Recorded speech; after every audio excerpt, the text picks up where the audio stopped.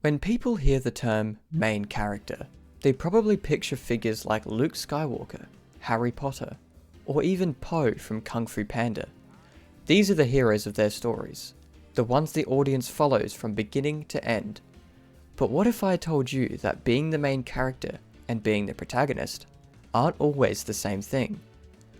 All of these examples fit into the chosen one trope, a character destined to rise up and defeat some great evil. They're often literally chosen by someone else. Poe was chosen to be the Dragon Warrior, Luke was destined to face Darth Vader, and Harry was marked to defeat Voldemort. These are the classic protagonist as main character stories. Their decisions shape the narrative, their struggles define the stakes. But in Alan Becker's Animator vs. Animation series, that line begins to blur. Early in the series, we meet a character who is literally called the Chosen One. He gains unimaginable power and, as expected, becomes the main character, rising up against the creator, the animator. Eventually, he joins forces with the Dark Lord, a being made to destroy him, and together, they overthrow the animator. Up until this point, the animator has been framed as the villain, tormenting stick figures he creates. But this dynamic flips when the Chosen One and the Dark Lord go on a rampage across the internet, destroying countless lives.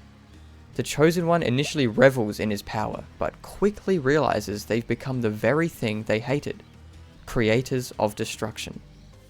So, in a moment of clarity, he turns on the Dark Lord.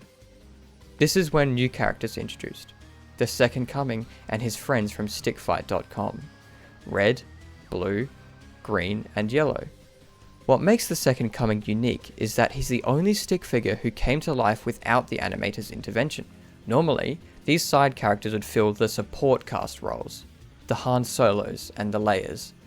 But Alan Becker does something very different here. The Second Coming befriends the animator, and together they animate in peace, until a mysterious virus infects the animator's PC. The two try and stop it, but fail, until the Chosen One reappears, swooping in to save the day. This moment screams main character energy, dramatic entrance, unstoppable power, the heroes return. But soon, everything changes. When the Chosen One finally faces the Dark Lord in an epic battle, he loses.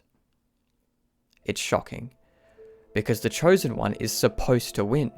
That's what the trope demands. It's like if Luke had lost to Darth Vader, or if Harry Potter had been killed by Voldemort with no comeback. Instead, it's the Second Coming who rises up, harnesses incredible power, and defeats the Dark Lord, saving everyone. This marks a turning point. The main character, the Chosen One, had to be rescued by a secondary protagonist. The torch passes, and the traditional hero narrative is broken. But Alan Becker doesn't stop there.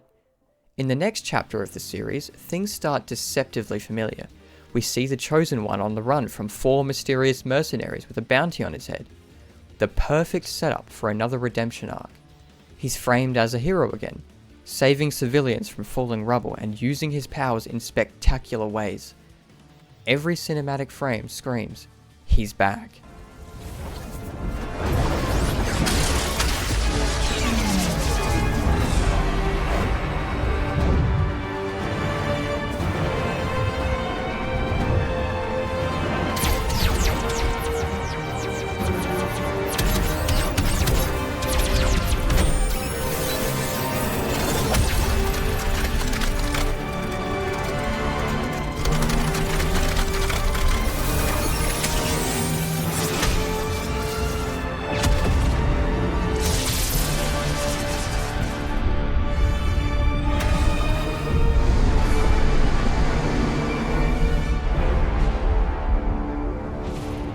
He fights through impossible odds, tanks explosions, summons storms and icebergs.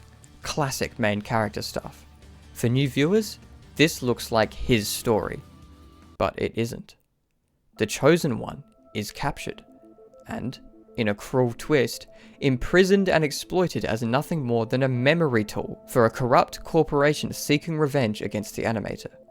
Powerless, frozen in stasis, the once great hero becomes a literal bystander in his own narrative. Meanwhile, the Second Coming and his friends take center stage, doing what the Chosen One couldn't, infiltrating the facility, defeating the mercenaries, and pushing the story forward. The former hero is left behind. And, in the latest episode, this fall from grace becomes complete. The corporation's leader, Victim, enacts revenge, draining the Chosen One's powers and renaming him No One. It's poetic. The Chosen One becomes No One. He's stripped of identity, of purpose, of the narrative spotlight that once revolved around him. His downfall isn't just physical, it's meta-narrative. He's no longer the hero of his story. The Second Coming has taken that mantle. This is more than just a plot twist. It's a deconstruction of storytelling itself. Alan Becker takes the Chosen One archetype, the ultimate symbol of narrative importance, and asks, what happens when the story moves on without you? When the hero becomes obsolete? When power, destiny, and even the narrative no longer belong to you? The Chosen One's transformation into No One isn't just a tragedy, it's a statement. A reminder that being the main character is never a permanent role, because in the end, the story doesn't belong to the strongest, the chosen, or even the creator. It belongs to whoever chooses to keep fighting when the main character can't.